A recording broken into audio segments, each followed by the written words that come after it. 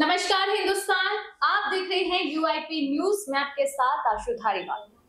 चुनाव अब जल्द ही खत्म होने वाले हैं। छठे चरण के चुनाव 25 मई को है। उसके बाद 1 जून को 7वें चरण का चुनाव है और उसके बाद इंडिया को मिलने वाला है एक नया प्रधानमंत्री, या फिर पिछले का चेहरा ही फिर से दोहराया जाएगा। ये 4 जून को तय हो जाएगा। तैयारियां काफी जोरों शोरों पर है, लेकिन इस बीच जितना यहाँ पर केंद्र सरकार की बात करें तो वहीं विपक्ष भी मजबूत होकर मैदान में उतर रहा है। यानी कि आज तड़के की ही बात कर ले, अडानी ग्रुप का सबसे बड़ा मुद्दा छिड़ गया, वो भी इस वक्त जब 25 मई को कई सीटों से बीजेपी की जो किस्मत है वो तय हो सकती है जीत और हार के लिए। तो ऐसे में आज मेरे साथी हैं दौलत शर्मा। हम सवाल करेंगे सियासत पर, जो इस वक्त प्रधानमंत्री का नया चेहरा दे सकती है और पिछले को दोहरा सकती है। दौलत, जिस तरह से तैयारी चल रही है, 25 मई को दिल्ली हरियाणा में चुनाव है। इसी बीच बता दें कि सुबह से एक खबर बहुत ज्यादा सुर्खियां बटोर रही है अडानी ग्रुप की, और यहाँ पे कहा जा रहा है कि 2013 में जो कोयला घोटाला हुआ था उसे फिर से उठाया गया है, और साफ शब्दों में ये कहा गया है कि घोटाला इसलिए हुआ क्योंकि 2014 में बीजेपी आ गई थी। बीजेपी ने अडानी से कहा था कि आप इस घोटाला को करें, मेरे सरकार आते ही मैं सबसे बड़ा समर्थन दूंगा।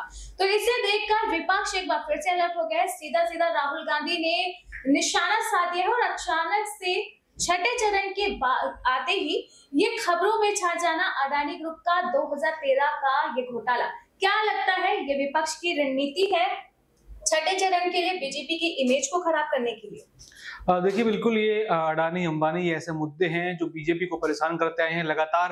यहाँ पर खुद राहुल गांधी आवाज उठाते रहे हैं, चाहे संसद भवन हो, चाहे उनकी रैलियां हो, वो अडानी अंबानी के नाम पर लगातार भारतीय जनता पार्टी पर निशाना जो है साधते हुए नजर आए हैं। कई सारे घोटाले भी ऐसे सामने आए। जब ये हिंडनबर्ग की रिपोर्ट सामने आई थी तब भी किस तरीके से आपने देखा कि कांग्रेस जो है पूरी तरीके से हावी हो गई थी यहाँ पर बीजेपी के ऊपर, और बीजेपी इसमें गिरती हुई नजर आई थी। और अब एक नया मामला यहाँ पर सामने आ रहा है। जो घोटाला तो हुआ तो 2013 में जब कांग्रेस की सरकार थी, लेकिन अब उसकी चीजें, उसकी परतें अब खुलती नजर आ रही हैं, जिसमें बीजेपी फंस सकती है। तो पहले से इलेक्टोरल बॉन्ड का जो ये सब हुआ, जो पूरा मुद्दा हमने देखा, उसके बाद किस तरीके से बीजेपी की छवि खराब हुई, और अब फिर दोबारा ये सब चीजें दोबारा होती नजर आ रही हैं कि एक और घोटाले में वो और उनके दोस्त अडानी अंबानी, जिन्हें कहा जाता है कि उनके अच्छे काफी मित्र हैं, अब वो दोबारा फंसते नजर आ रहे हैं। और ऐसे में कहीं ना कहीं जनता के अंदर अब फिर दोबारा ये बैठेगा, ये चीजें अब खुलेंगी कि कैसे बीजेपी उनके साथ जो है छल कर रही है किस तरीके से, या फिर 2013 में कांग्रेस के साथ साजिश की गई कि उस समय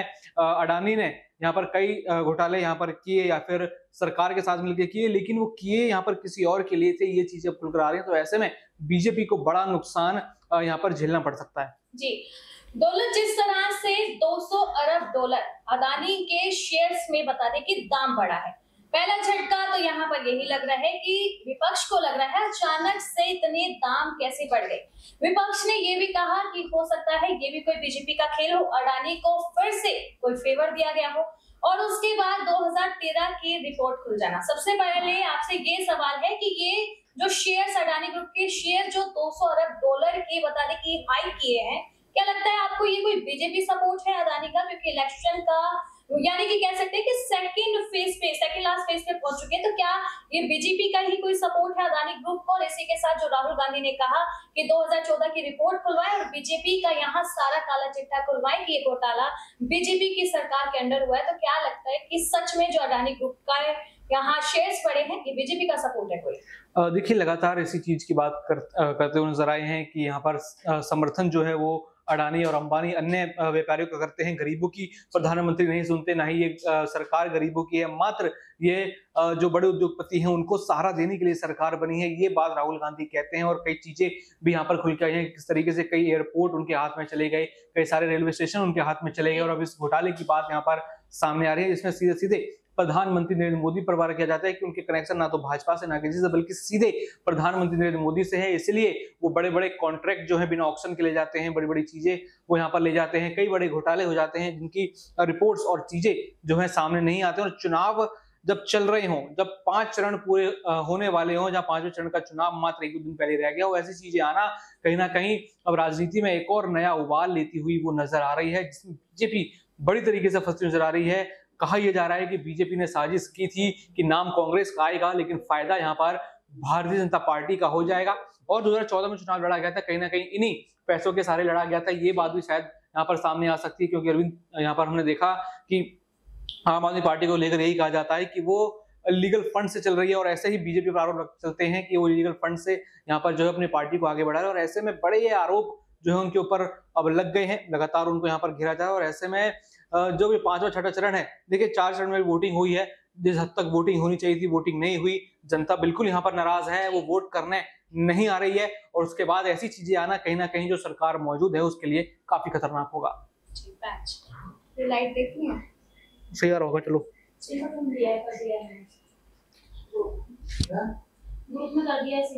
हो गया। आज के डिबेट में हम यही मुद्दे रखने वाले हैं कि पहले फेज से अब जो ये छठे पर पहुंचने वाली है सियासत, इसमें बहुत सारे पहलुओं को उठाया गया था। पक्ष विपक्ष ने बहुत सारे जो है यहाँ पर राज खोले, एक दूसरे की पोल पट्टी खोली, और आए दिन बता दें कि यहाँ पर मुस्लिम आरक्षण को लेकर बड़े सवाल उठ रहे हैं। बता दें कि बंगाल में अमित शाह की कल रैली हुई, तो इस बीच सबसे बड़ा मुद्दा ये उठा कि जो मुस्लिमों का आरक्षण है, जो यहाँ पर 77 श्रेणियां बनाई गई है, उन्हें हटा दिया जाए, क्योंकि कहीं ना कहीं ये मुस्लिम समाज की यहाँ बता दें कि बेइज्जती में काउंट हुआ है। सुप्रीम कोर्ट के फैसले का इस पर इंतजार चल रहा था, आज दोपहर फैसला भी आ गया, और सुप्रीम कोर्ट ने ये भी कह दिया है कि जो ये मुस्लिम आरक्षण यहाँ पर रखा गया है, इसे पूरी तरह से खत्म किया जाएगा। इसके लिए 5 लाख मुस्लिम ओबीसी जो यहाँ पर रिजर्वेशन थी, वो पूरी तरह से खत्म हुई है। तो क्या लगता है आपको कि बीजेपी ने ये जो दाव पेच खेला है, जो ममता की सरकार को गिरा है, लेकिन क्या कहीं ना कहीं ये बीजेपी के लिए नुकसान होगा? क्योंकि सब जानते हैं कि बंगाल में मुस्लिमों का एक बहुत बड़ा झुकाव है टीएमसी की तरफ, सीएम यहाँ पर ममता बनर्जी की तरफ, और ममता बनर्जी ने भी बगावत कर दी है कि जो भी हो मैं इस कानून को लेकर आऊंगी, जो मेरे मुस्लिम भाई हैं मैं उन्हें ये ओबीसी का हक दिलवा के दूंगी। खैर यहाँ पर बहुत सारे सर्टिफिकेट रद्द कर दिए गए हैं। बड़ी खबर, सुप्रीम कोर्ट का बड़ा फैसला यही है कि अब उन सर्टिफिकेट को किसी भी एजुकेशन, जॉब या किसी भी अन्य कार्य में अब बिल्कुल यूज नहीं किया जाएगा, उनकी वैल्यू आज से 0 हो गई है। आपसे दौलत यही सवाल है कि बीजेपी ने ये दाव पेच तो खेल दिया, लेकिन क्या मुस्लिम वोट इस चाल के चलते उन्होंने बंगाल में खो दिया है? और देखिए, बंगाल की क्या बात करें, यहाँ पे मुस्लिम वोट तो काफी हद तक बीजेपी के साथ नहीं है। 2014 से यही कहानी है, 2019 में थोड़ा बहुत फर्क आया था, लेकिन अब 2024 तक फिर आते आते, चाहे वो राम मंदिर का मुद्दा हो, कई सारे ऐसे मुद्दे सामने आए जिसमें मुस्लिम पक्ष यहाँ पर बीजेपी से नाराज नजर आया। और यहाँ पर आपने बंगाल की बात करी, जहाँ पर बंगाल के हिंदुओं की भी वोट बैंक जहां बीजेपी के लिए मुश्किल बन जाता है, वहां आपने मुस्लिमों की बात करी, तो बिल्कुल ये हम कठिन होने वाला है, और ये वोट बैंक उसे छीनने वाला है, जहां पर ममता बनर्जी अब खड़ी हो गई हैं और अब यहाँ पर बीजेपी बगावत की है, और उनका जो ये वोट बैंक है और यहाँ पर मजबूत होगा। पूरे देश में कहीं ना कहीं उनकी बात पहुंचेगी मुस्लिमों तक कि किस तरीके से जब एक राज्य में सब मना किया गया, कोर्ट के आदेश आए, तो कैसे ममता बनर्जी खड़ी हुई और यहाँ पर मुसलमानों की लड़ती नजर आई। तो बिल्कुल यहाँ पर जो है छवि तो बीजेपी की धूमिल होती नजर आएगी इस पूरे प्रकरण में, और यहाँ पर इसका बड़ा फायदा यहाँ पर जो है ममता बनर्जी, टीएमसी या फिर अन्य पार्टियां जो है उठा सकती हैं, जिससे वोट बैंक में काफी ज्यादा फर्क पड़ेगा। जी, जैसे जैसे यहाँ पर सियासत तेज हो रही है, जहां बीजेपी को ग्राउंड रिपोर्ट पे बता दें कि 2 पॉइंट मिलते हैं, तो ऐसी कोई कमी, कोई गलती सामने आ जाती है कि फिर से रिजल्ट 0 हो जाता है। जैसे कि यूपी में बात करें, जो यहाँ पर धमाकेदार रोड शोज निकाले गए, रैलियां निकाली गई, जनसभाएं हुई, उनसे बता दें कि बीजेपी को अच्छा वोट बैंक मिला। लेकिन हाल ही की बात करें तो वहां पर एक बड़ा इलेक्ट्रिसिटी कट लग सकता है। वहां पर बता दें कि तकनीकी, यहाँ पर बता दें किसी कमी की वजह से बिजली के लिए यूपी के लोग परेशान हो सकते हैं। तपती यहाँ पर लू है और धूप, गर्मी को लेकर भी रेड अलर्ट जारी है, यानी कि जनता को सफर तो बहुत करना पड़ेगा, और इससे कहीं ना कहीं बीजेपी घबरा भी गई है। खैर, बात करें यही सियासी दाव पेच की, तो आप देखेंगे इस लोकसभा चुनाव के कैंपेन में पाकिस्तान शब्द का बहुत ज्यादा यूज हुआ है। जब भी बीजेपी को लगेगा या लग रहा था इस क्षेत्र में मेरी कहीं कमियां दिख सकती है, तो पाकिस्तान की कमियां गिनवा कर और कहा कि देखो आप तो कितनी अच्छी जगह पर बैठे हैं। तो क्या लगता है आपको, ये दाव पेच 4 जून को काम कर पाएंगे? क्या रिजल्ट में दिख पाएगा कि इंडिया पाकिस्तान का जो कंपैरिजन बताया था उसे जनता ने पसंद किया है? देखिए, लगातार यहाँ पर सवाल होता है कि चुनाव तो भारत के हैं, लेकिन नाम लगातार पाकिस्तान का क्यों आ रहा है, पाकिस्तान का जिक्र यहाँ पर क्यों है? भले ही यहाँ पर कैसे भी पाकिस्तान से रिश्ते हों, लेकिन उनकी तुलना करके यहाँ पर भारतीय वोट बैंक को देखना या दिखाना ये कहीं ना कहीं यहाँ पर गलत नजर आता है। और लगातार बीजेपी की निंदा होती है कि भारत के चुनावों में क्यों पाकिस्तान को ले आते हैं, क्या पाकिस्तान ही एकमात्र सहारा है आपकी राजनीति का? ये बड़े सवाल यहाँ पर उठने लगते हैं और ऐसे में हम देख सकते हैं कि सभी यहाँ पर उनको घेरते नजर आते हैं और जनता भी अब समझ चुकी है कि पाकिस्तान पाकिस्तान करके कहीं ना कहीं बीजेपी मात्र जो है अपना वोट बैंक यहाँ पर खिला रही है। देश एक झूठी देशभक्ति का नारा देकर यहाँ पर लोगों को बरगला रही है और अपना वोट बैंक जमाती हुई नजर आ रही है। जी, यहाँ पर अगर बात करें बीजेपी वर्सेस कांग्रेस कई सालों से चला, लेकिन आम आदमी पार्टी की एंट्री हुई तो ये मुकाबला मजेदार हो गया।